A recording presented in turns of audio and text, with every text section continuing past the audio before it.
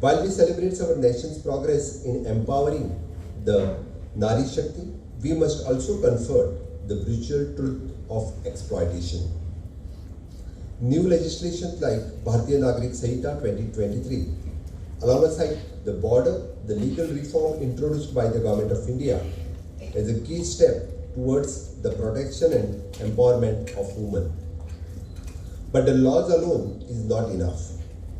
It is our responsibility as a leader, citizen, and a community to ensure their rigorous enforcement and, most importantly, to create an environment where such exploitations cannot thrive. In Goa, the safe protection, empowerment of the woman remain central to our governance. We have introduced several key initiatives designed to combat not only the sex trafficking but also forms of the violence against the woman. This includes the special training programs led by the senior female officers to raise awareness and prevent the violence against the woman. The establishment of the Pink Force and specialized women and child protection units to ensure the safe and sensitive actions when the cases are reported. The counselors in school to provide early intervention and support to vulnerable children and teenagers. A dedicated cyber cell to address the rising threat of the online exploitations, ensuring that the internet is not a tool for the predators. Willing to rebuild their lives are giving the opportunities for the livelihoods training at WISH, the Economic Rehabilitation Unit of URGS. This integrated approach of rescue, rehabilitations and livelihood creations offers the holistic solution to the problem. At the same time, and we remain vigilant in taking the penal actions against all those involved in sex trafficking, whether they operate within a Goa or across border. To work towards ensuring that the girls from these states and countries are not trafficked to Goa. Now there is collaboration between those states and Goa with us to see that once they have information about any girls being trafficked to Goa, they share with us. We, along with police, we rescue them. We recently had a very successful rescue operation because of this Mukti model of Nepali girls. And it's not only rescue, but the challenge after rescue to ensure that the girls are reintegrated back with the family. This project is helping. And we do see the results, sir, because there was a time when most of the girls who were trafficked to Goa were from Andhra Pradesh.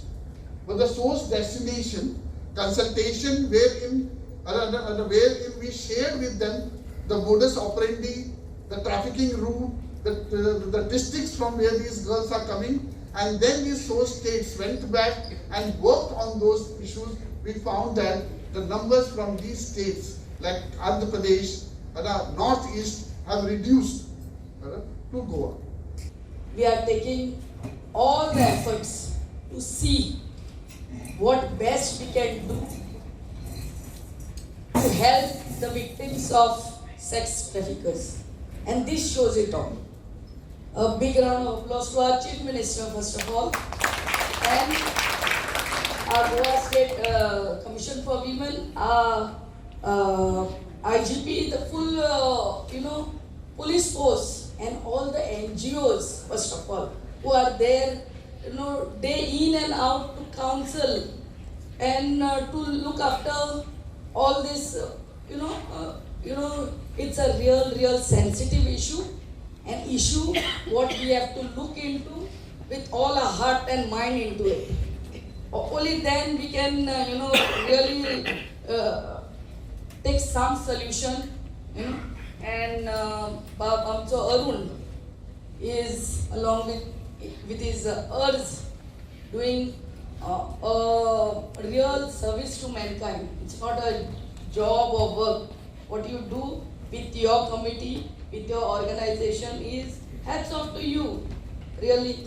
And as he has said, Goa is the only state, where we don't treat the victim as a offender.